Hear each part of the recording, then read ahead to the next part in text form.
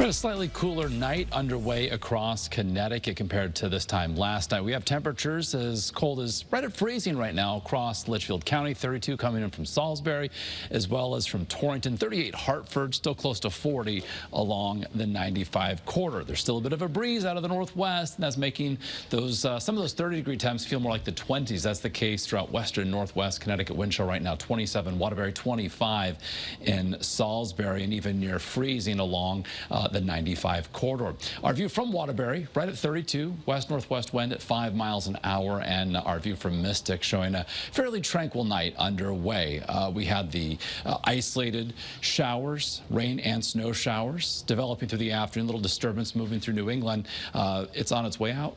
Past sunset, of course, a lot of this has been diminishing and cloud cover is on its way out. So as we head toward daybreak, temperatures bottom out 25 to near 30 inland, lower 30s along the 95 corridor. And first alert futurecast, through the course of our Thursday, we're going to see ample sunshine from the morning right on through the afternoon hours. Taking you town by town across the hills of Litchfield County, mid and upper 40s for your Thursday afternoon, 46 for Sharon, 47 for Winstead, closer to the 50-degree mark in around the greater Hartford area, 50 for Ellington, 51 Glastonbury, and upper 40s across the quiet corner of northeast Connecticut. Along the shoreline right near that 50-degree mark, initially an offshore wind could become more onshore through the afternoon. 52 Brantford, 48 Naugatuck, 51 the forecast high for Portland. So tomorrow that wind is up with high pressure to our south, low pressure across the Canadian Maritimes.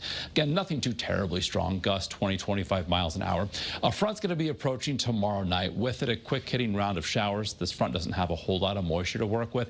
Anything that happens tomorrow night certainly done and over by the time we get to Friday morning's commute. The sun is back out, and as we head through our Friday afternoon, we'll start to see a general increase in cloudiness. That's in association with a warm front to the west that's going to be heading in our direction. This boundary eventually stalls across southern New England over this weekend, creating a little bit of a forecasting conundrum as far as just how warm and how unsettled our weather could be. Before we get to the weekend, Friday, high temperatures about 10 degrees up from what we're forecasting tomorrow inland, near 60, mid-50s along the shoreline with that increase in cloudiness. So for, say, Saturday afternoon, we've got this boundary that's going to be draped across southern New England. Connecticut, as we see it now, likely on the warm side of this boundary with the wet weather pushing to our north. So any showers early on Saturday morning should end, and we'll see some partial clearing at least through the afternoon. And here's kind of a snapshot of our models, the American, the European model, and note the color difference as we go from the blues to the greens to the yellows in a very short distance.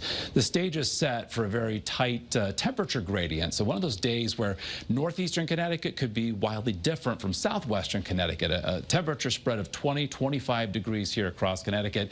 On Sunday, we go on the other side of that boundary as it sinks to our south. So that means temperatures on Sunday notably cooler compared to Saturday. So Saturday looking like the warmer, drier of the two weekend days. Sunday a bit more unsettled, not a washout, but showers likely. Temperatures 15 to 20 degrees cooler compared to Saturday. Monday unsettled as we close out the month of March with rain likely. Temperatures 60 to 65.